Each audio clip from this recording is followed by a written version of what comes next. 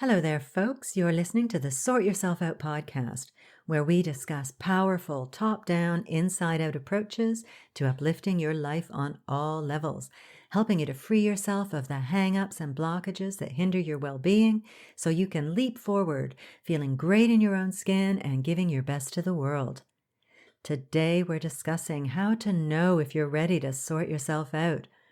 And I reluctantly reveal my most embarrassing, my most shameful, and yes, folks, the most disgusting, and yet kind of hilarious if it didn't happen to you, personal story that you would have thought would have forced me to sort myself out, and yet, alas, did not. So stay tuned, sit yourself comfortably, and be ready to cringe and shiver alongside me. And Mum, if you're listening, switch off now. This is definitely a case where ignorance is bliss. I'm your host, Janine Hunt, natural health therapist for over 30 years, hypnotherapist, lifelong student, and spiritual seeker. I like to seek out the most effective practices and techniques that provide the greatest bang for my buck and the fastest route to freedom from whatever is holding us back.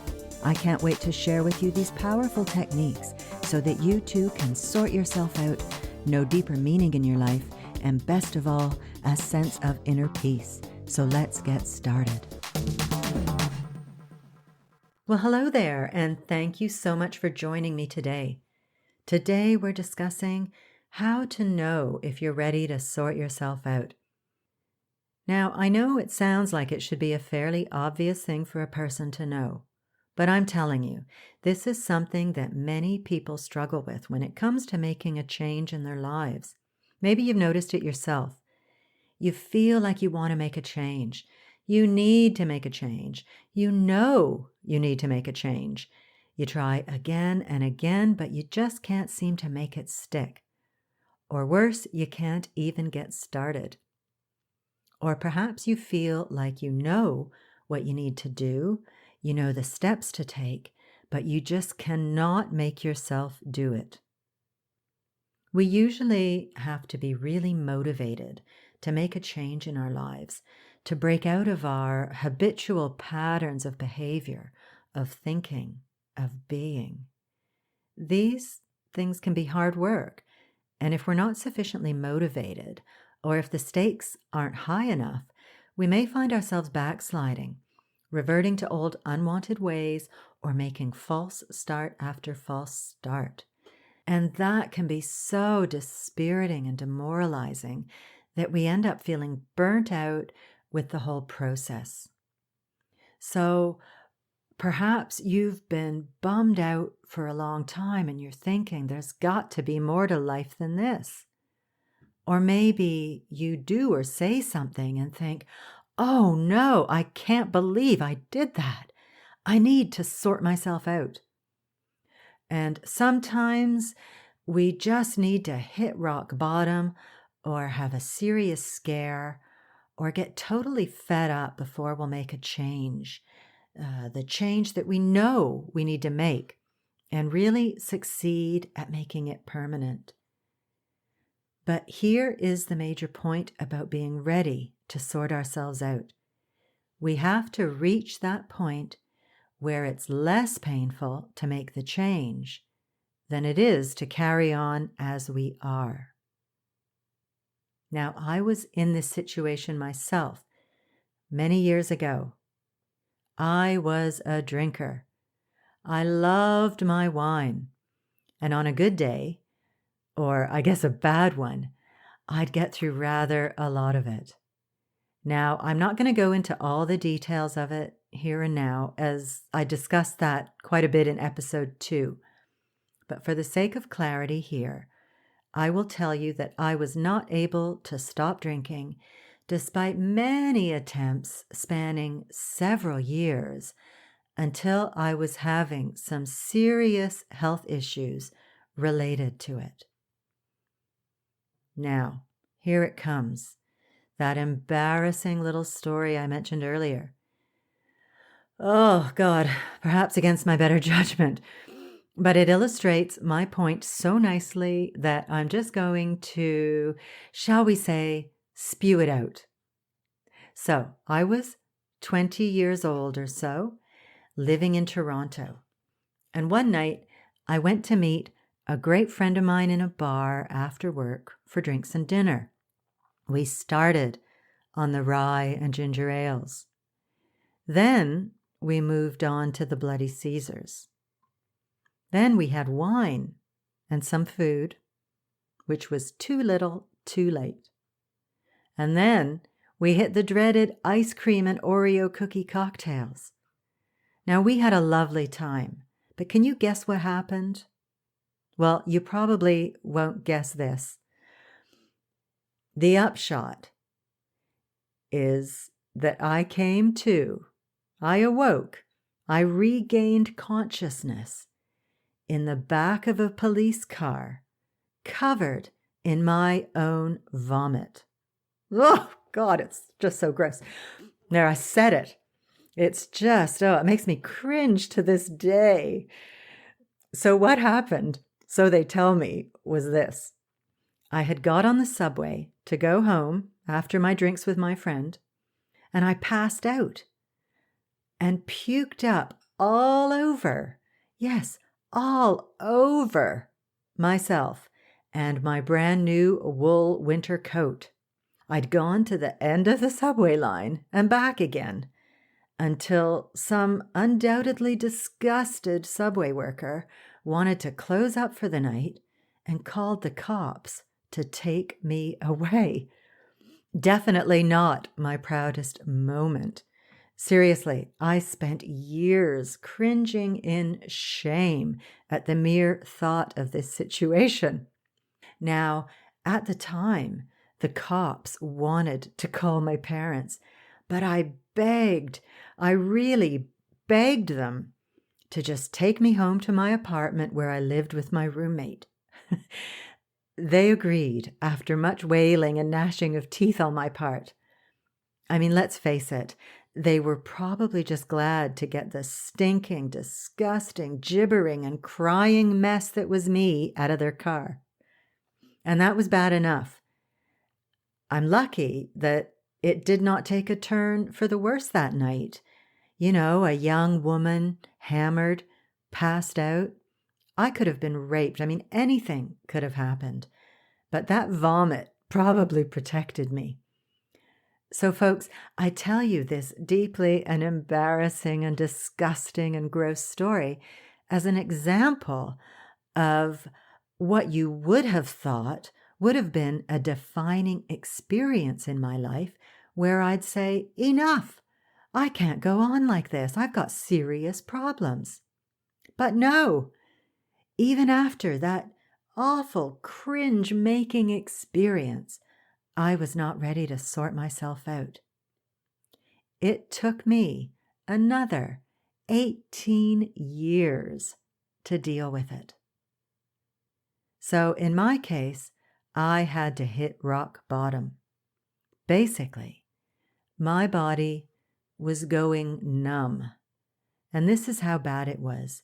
It had been going on for years, developing, numbness spreading from the extremities, from my fingers and my feet, inward, coming up my legs.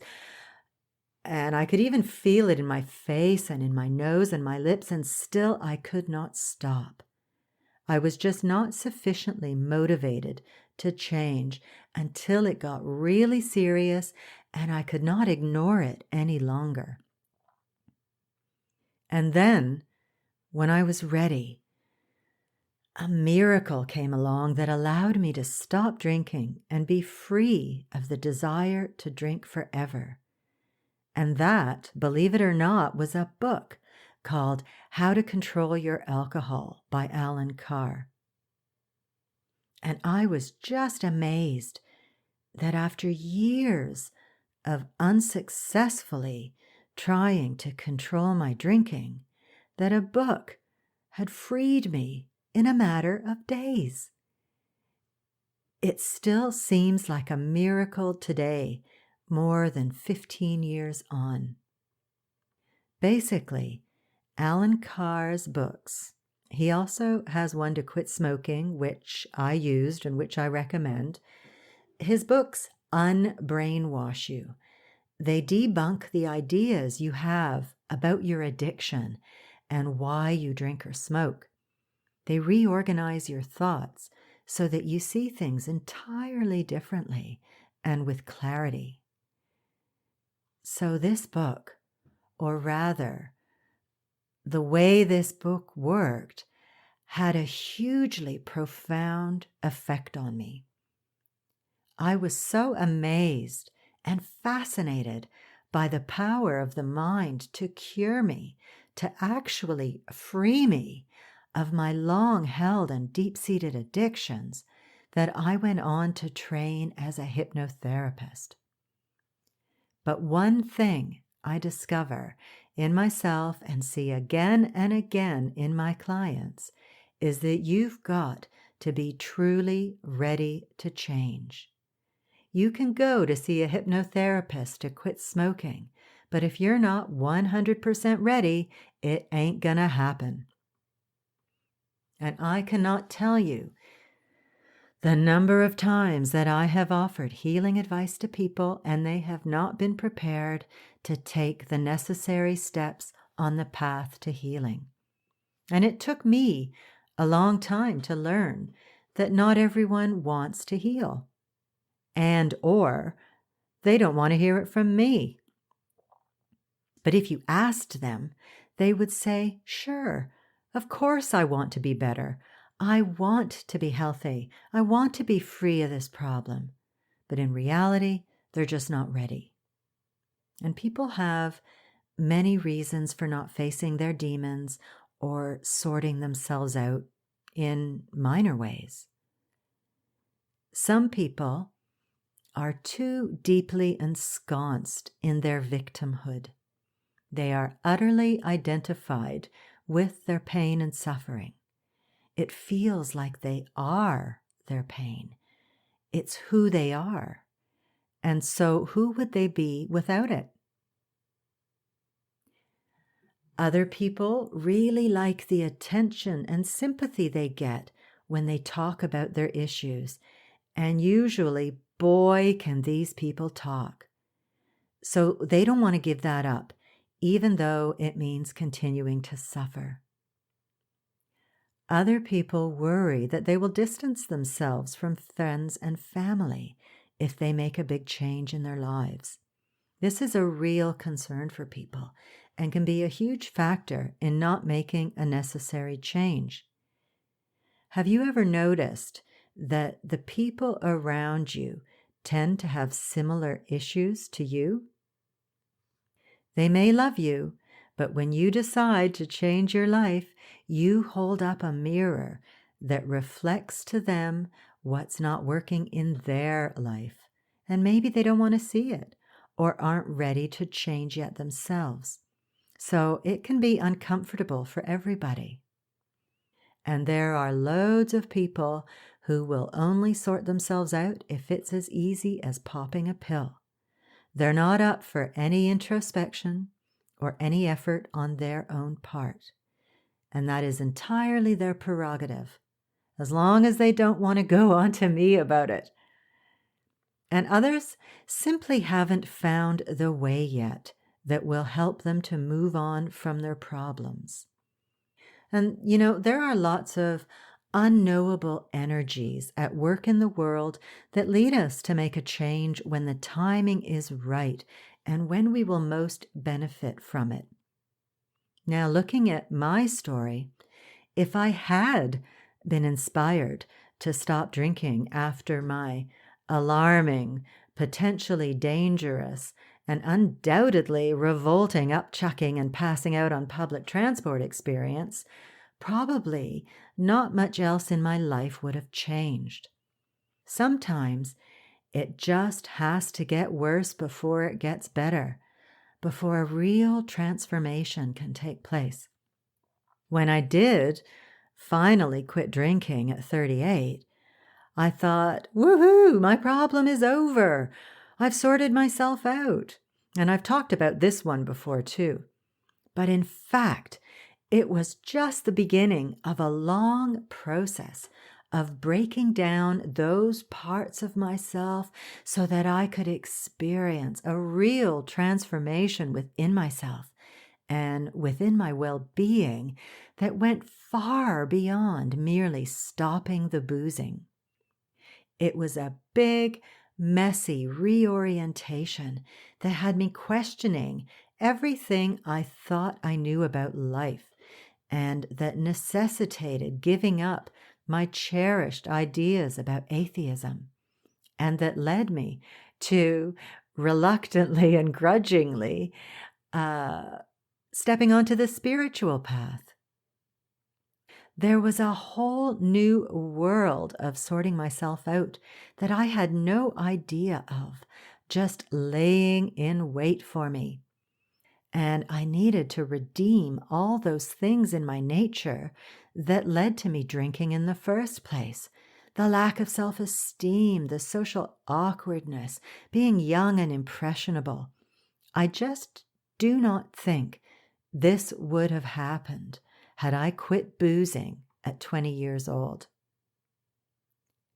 And knowing what I know now, I can feel the hand of my soul in this, in the call to not just stop drinking to improve my health, but to deeply transform and get on the path to doing what I am meant to do in my life. Life is complex, and we have all incarnated in this body, in these circumstances, with these people, in this place, at this time in history, so that we can work some shit out, individually and together, and then move on, healed and wiser. So there we go. The purpose of life in a nutshell, according to Janine. We're working shit out, mes amis. And it's not always obvious to observers or even to ourselves in the midst of it what is going on and the things that are at work on unseen levels. So folks, yes, change can be hard and it can be scary, leaving your comfort zone and stepping into the unknown. So how do you know if you're ready to sort yourself out? Well, a good indication is if it's less painful to stay as you are than to make the change, you may not be ready yet. You may need to go through some more life experiences before you can really free yourself of your problem and arrive at a place where you feel good within yourself. Try not to need to hit rock bottom, though. It's not a required step on the journey to greater well-being. And all that being said, I don't want it to stop you from seeking to heal your life. Sometimes sorting yourself out is incremental and takes place over the course of many years. But healing can also happen in an instant. And maybe that is your destiny. So folks, if you're seeking to make a change in your life, big or small, don't stop trying to sort yourself out. But also, don't be discouraged or beat yourself up if you don't succeed at first. As my story shows, sometimes life has greater things in store for you than you could have imagined. Now, if you haven't listened to any of my other podcasts, you might want to check out episode 1 on how to be better than happy, where I share my top 10 tips for a fulfilling life. There's lots in there that can get you started on a path to greater well-being. And also, have a look at episode 4, where I discuss how to liberate yourself from your self-sabotaging beliefs, thoughts, and behavior patterns. And I have created lots of free goodies to help you sort yourself out. So go click around the inspirationcloud.com and see if any speak to you. There's my quick start guide to doable meditation. There's the Life Conspires to Make Me Successful Affirmations audio download. There's the Visualization Essentials Guide. There's the Quantum Liberation Spa and the Inner Smile guided meditations. So go crazy and enjoy. Well, we're keeping it short and sweet today, peeps. So I am sending you all my love and healing wishes as you tread your own inner journey of healing. I'm here to help, and if you have any specific questions, drop me an email. Have a good one, folks, and I'll see you next week. Thanks so much for listening to this podcast. I really hope you found it helpful and full of uplifting ideas that you can put into practice in your life. And if you have, chances are your friends and family will too.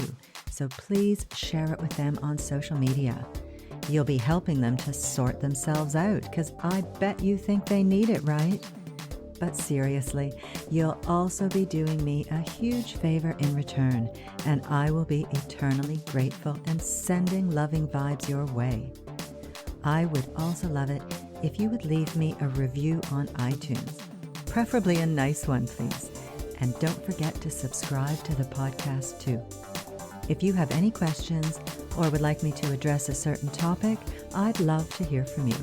You can email me at info@theinspirationcloud.com. Have a good one, folks. Thanks again, and I'll see you next week.